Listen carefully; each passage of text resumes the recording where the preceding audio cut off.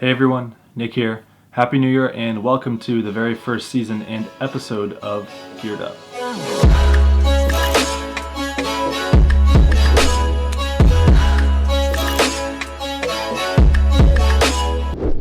This series will focus on unboxing, testing, and reviewing the latest motorcycles, gear, and accessories.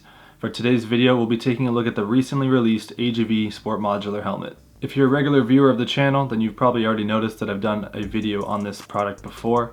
However, I feel that I didn't really jump into it as much as I should have. So let's go ahead and take another look at this and give it a go.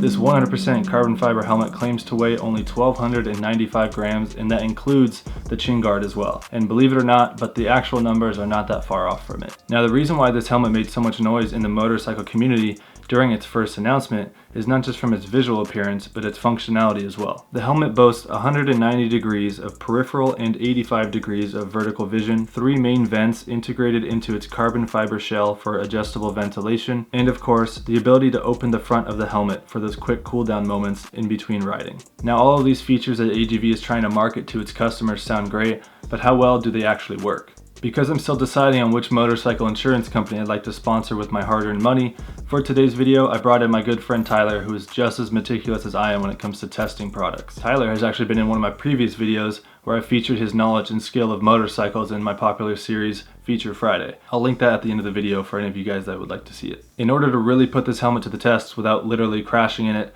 I had Tyler keep the following 4 things in mind while riding with the helmet for about an hour or so. The weight. On a scale of 1 to 10, how balanced does the helmet feel while riding? Sound. How quiet is this helmet with and without earplugs? Vision. Does the vision of the helmet feel better or worse compared to your Arai helmet? The reason why I mention Arai is because I know that Tyler is a strong believer of their helmets and I haven't seen him ride with anything else. This is actually one of the reasons why I chose Tyler for this video. His attention to detail for safety is huge, and I find safety to be pretty important when it comes to riding. The 4th one is practicality. Do you feel that the option of opening the front face of the helmet is a necessity? Alright, so let's go ahead and drive to the local canyons to meet up with Tyler and put this helmet to the test.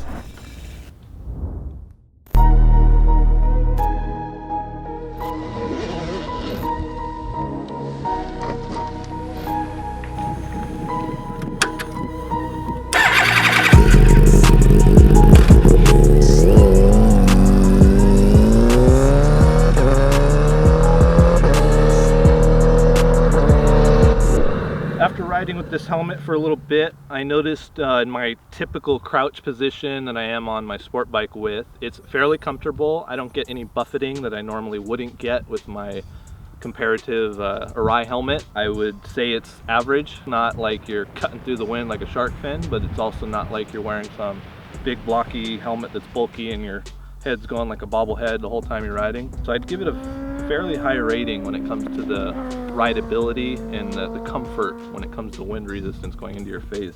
So in regards to the sound with the AGV Modular, it has a little bit of an open sound to it, where I hear wind inside the helmet.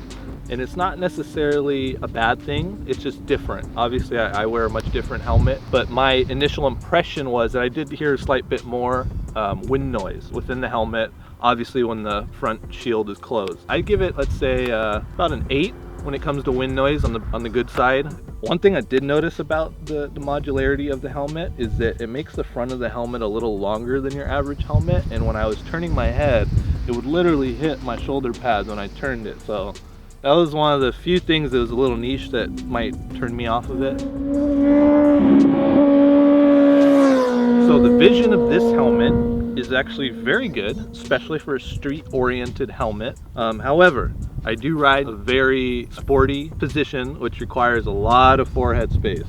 You don't want to be looking at the top of your crown of your helmet when you're trying to choose out a line and figure out where you're going. As far as the actual peripheral of the helmet, left to right, it's great visibility. I do see the corners of the helmet, like the actual pin locks in the corners of my eyes. I wouldn't say it's anything out of the ordinary. I'm not looking at a black object in the corner of my eye. I'm actually seeing stuff that could potentially be coming towards me that would catch my eye. So I'd say it actually is very good in that respect. I'd probably give this helmet about a 8.5 in regards to the visibility through the helmet. Also, obviously, when you open up the modular aspect of the helmet, you do have that flip down screen. So depending on your riding condition, if it's a nice day out and you want to flip the helmet up, you can get much better visibility, obviously, because you don't have anything in front of your face. So the modularity of the helmet, I would say for a street rider, is a great option. I wouldn't say it's a necessity, but it's definitely usable. For any instance that you find yourself kind of breathing your own air and getting a little claustrophobic, especially at a hot day in the canyons, you're sweating, you might not necessarily want to take your helmet completely off your head and set it down. It's kind of an ordeal. You got helmet hair, it's weird. Just that ability to click and you're open and you're kind of in the open air, it gives you the sensation that your helmet's off. And I found myself a little earlier today using it, you know, to talk to Nick and kind of convey what we were trying to do, and it just stopped the necessity of having to remove the helmet. You know, racing helmets typically are very tight fit and everything's close to your face. It's very claustrophobic. You don't want a helmet moving around on your head when you're going down. So it just doesn't give you the sensation that you want to keep it on your head for a long period of time. So I think having that ability to just flip the head up and kind of get some airspace in front of your face is very useful, especially to newer riders and people who get that claustrophobia because they're not used to having a helmet over their head, especially for a long period of time in the sun and in hot climates. Now, Tyler, I know you've only been given the chance to ride with this helmet for about an hour, so it hasn't truly been broken in, but with that in mind, what would you rate this helmet on a scale of 1 to 10? So on a scale of 1 to 10, I would rate the AGV Sportmodular helmet a 7. And the reason I would rate it a 7, which in my book that's actually a pretty high rating, is because its usefulness. Any feature on this helmet you're going to use as a street rider. You're not going to find yourself, oh, well, I never used that part. Why did I spend this much money on a helmet?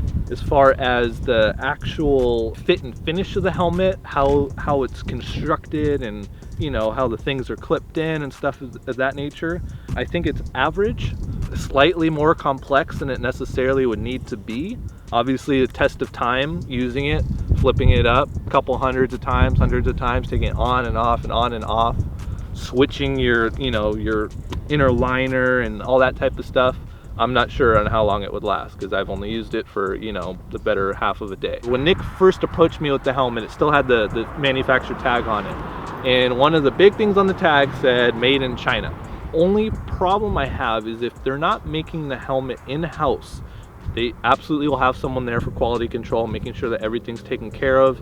It's being produced in the way that AGV wants it to be produced, in heavy quality control. That's fine.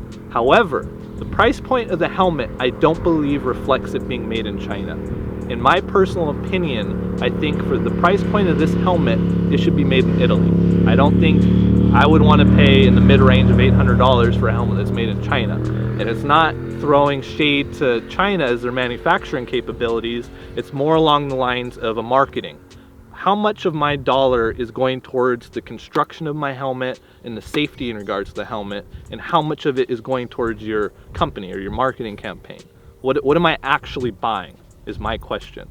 Well, thank you, Tyler, for being the first person to review on the channel. I definitely am excited to have you for future episodes.